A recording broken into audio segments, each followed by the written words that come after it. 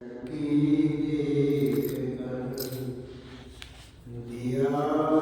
कबीरा रोई, दो पाटन के बीच में साबित बचा न कोई। सदगुरु कबीर साहब इस समाज की व्यवस्था को देखा और इस सामाजिक व्यवस्था में जो लोग पीछे जा रहे हैं, परेशान हैं, उसी को ये चक्की के माध्यम, चक्की रूपी रूपक के माध्यम से अभिव्यक्त कर रहे हैं। समाज के दो चक्की है जिसके अंतर्गत यह जीव मानव पीसा जा रहा है। वह दो चक्की क्या है? नीचा का चक्की, जैसे चाक में दो पार्ट होता है, एक तले में पार्ट होता है, एक ऊपर से पार्ट होता है, और उसमें अनाज दिया जाता है और अनाज को इसे पीसता है। धरती पर जो मानव है किस दो पार्ट के अंतर्गत पिसा जा रहा है? तो एक पार्ट है सामाजिक, समाज में रहने वाली जो व्यवस्थाएं हैं, समाज जिस तरह से चल रहा है, उसमें जो विकृतियां हैं, उसमें जो रूढ़ियां हैं, उसमें जो कुरीतियां हैं, तो एक चक्की तो वो है सामाजिक चक्की, और दूसरा जो ऊपर की चक्की है वह है धार्मिक चक्की। ये चक्की का दो पार्ट, दो चाक, इसी दोनों पार्ट के बीच में मानव पिसा जा रहा है। या तो सामाजिक व्यवस्था के तहत पिसा जा रहा है, या तो धार्मिक जो पार्ट है, आध्यात्मिक पार्ट, उस व्यवस्था के तहत मनुष्य पिसा जा रहा है। और इसी दोनों व्यवस्था को देख करके सदगुरु कबीर साहब को लगा कि ये तो किसी भी तरह से मनुष्य बच ही नहीं सकता है, सामान्य व्यक्ति, इसका निदान क्या? तो चलती चक्की देखकर दिया कबीरा, अर्थात कबीर साहब रो रहे हैं ये मानवीय पीड़ा को देखकर। मानवीय जो मानव को जो लोग सता रहे हैं, चाहे वह सामाजिक दृष्टिकोण से या धार्मिक दृष्टिकोण से, जो वह पीसा जा रहा है, इससे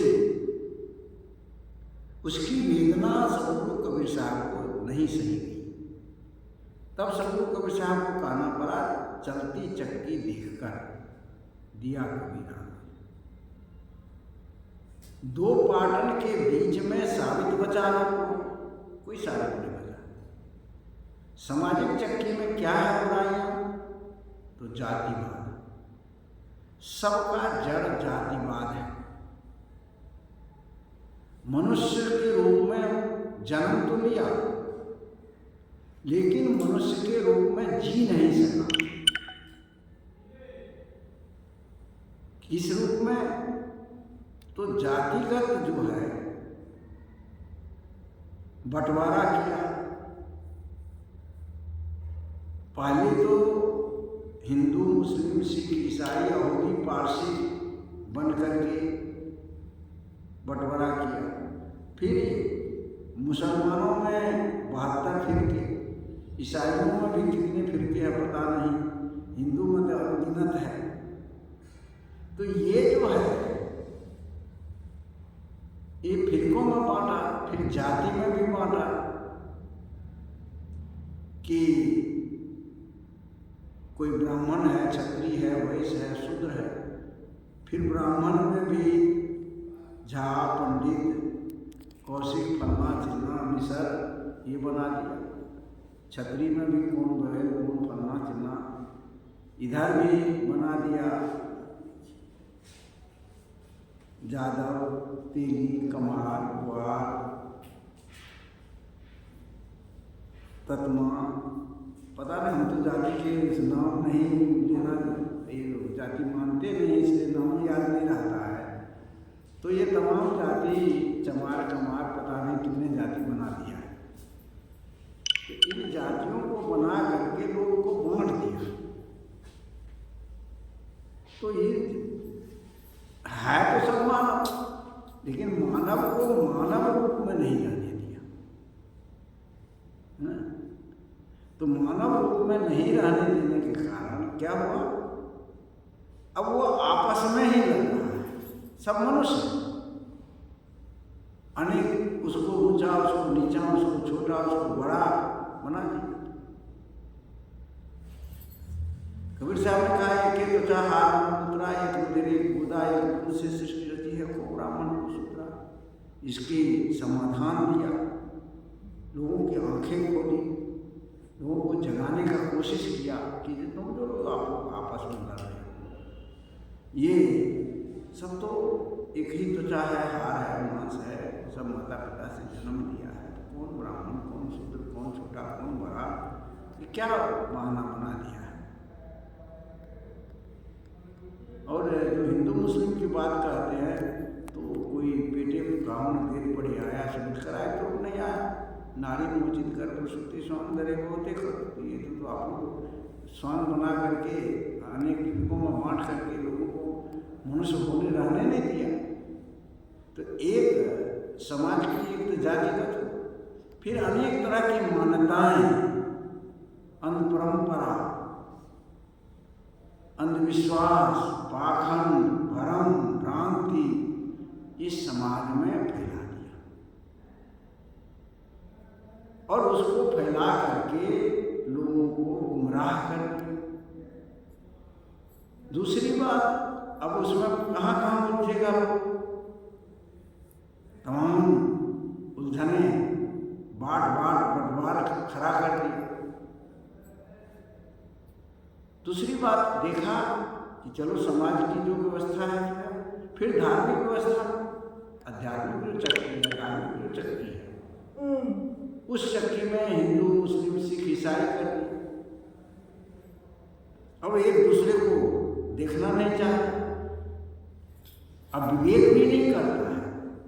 सभी कहते हैं, हिंदू कहते हैं कि ब्रह्म जो है, ईश्वर जो है, परमात्मा जो है, सबकी सृष्टि किया। तो इस सबकी सृष्टि किया तो क्या मुसलमान का सृष्टि नहीं किया, यहूदी का नहीं किया, पारसी का नहीं किया, जैन का नहीं किया, बौद्ध का नहीं किया, ईसाई का नहीं किया, मुसलमान का नहीं किया, सबका तो किया। तो फिर इतने फिरके काहे हो गए, सबको एक मत बना देता, नहीं बना। उसी तरह से मुसलमान कहता है खुदा ने सबको बना दिया, तो खुदा ने बना दिया तो तुम हिंदू को काफर क्यों कहते हो? उसको भी तो बनाने वाला खुदा है, और तुमको भी बनाने वाला खुदा है। तो ये जो है उसको नहीं मानेगा। उसी तरह से ईसाई, उसका गॉड ने सबको बनाया, तो गॉड बनाया तो गॉड ने हिंदू मुस्लिम को भी तो बनाया। तो इस तरह से वो जो कहता है, लेकिन उस पर विवेक नहीं करता।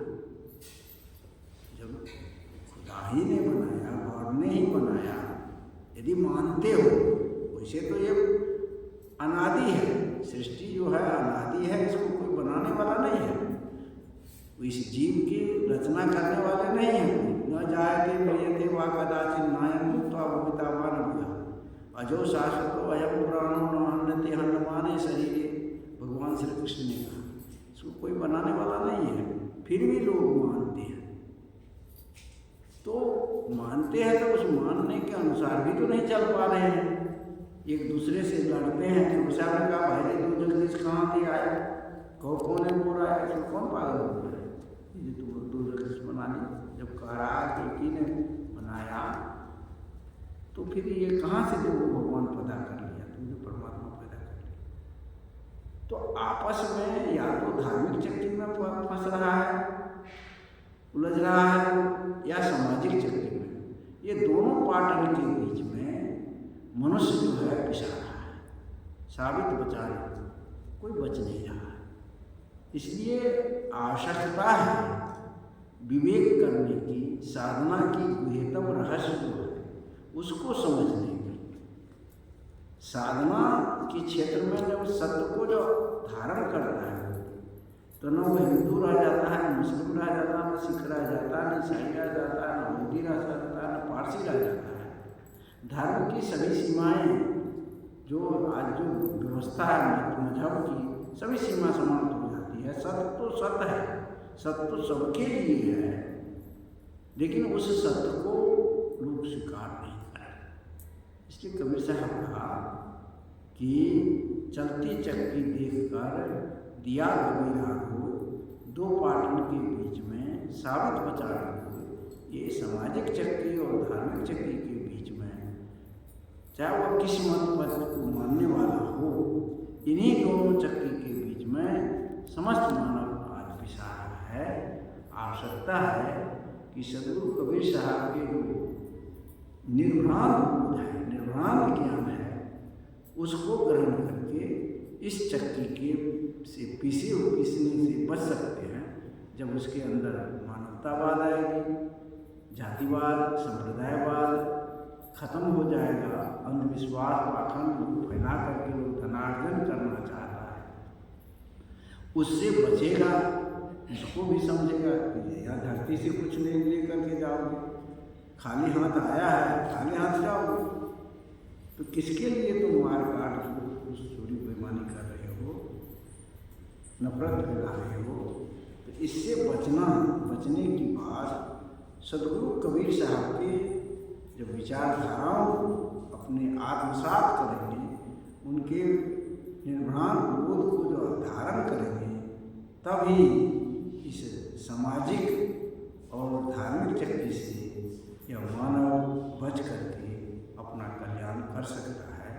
यही सदगुरु कबीर साहब लोगों को चेताने को, जगाने का बात किया, ताकि मनुष्य जग करके अपना कल्याण करे और इस सामाजिक चक्की और धार्मिक चक्की से बच करके सत्य का अनुसरण करके अपना शांति और आनंद को प्राप्त करें। बोलिए सदगुरु देव की जय।